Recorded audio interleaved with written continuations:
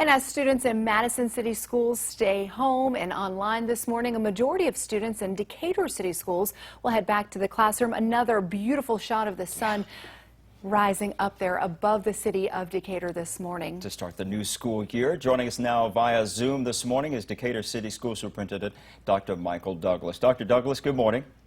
Good morning. Thanks for having me. You bet. Thanks for coming on. A bit of a wild day for you folks yesterday for handing out those devices. We know that you sent letters to parents. How you had to kind of pull the plug on that device pickup. What happened? How was that resolved?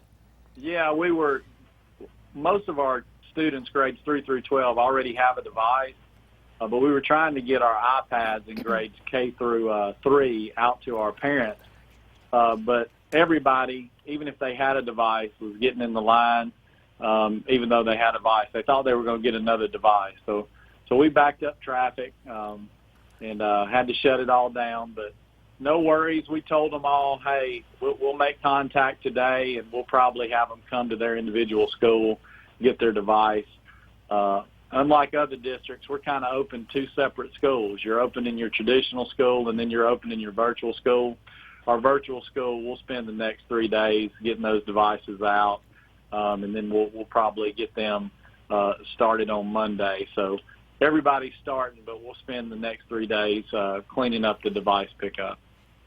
So really the next few days are about reintegrating, I guess, whether it's virtual or in person, making sure everyone knows the policies so these students aren't missing too much in terms of the curriculum itself, correct?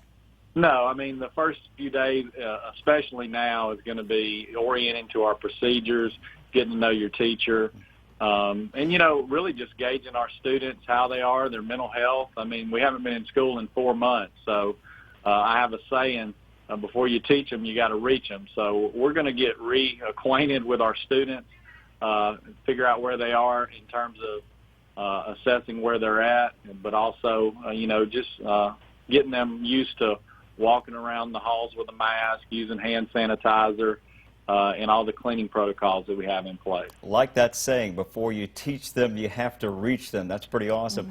34 Austin High School students, Dr. Douglas, are quarantining this morning after those 2 band members tested positive for coronavirus, as you know. How do you continue to monitor extracurricular activities now that school will be back in session? Well, I think you have to really depend on the contact tracing with the Alabama Department of Public Health. Most of those 34 are not going to come back positive, but you have to be overly cautious.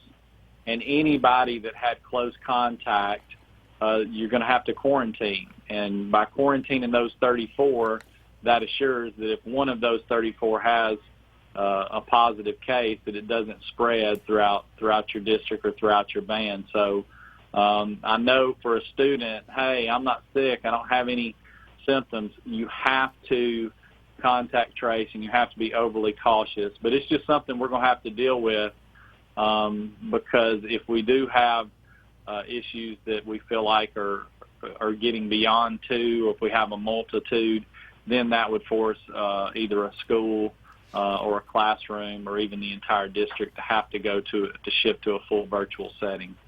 The excitement, obviously a lot of excitement building for your school district. We were just taking a look at one of the bus stops there, picking up some students to get them to the schoolhouse this morning.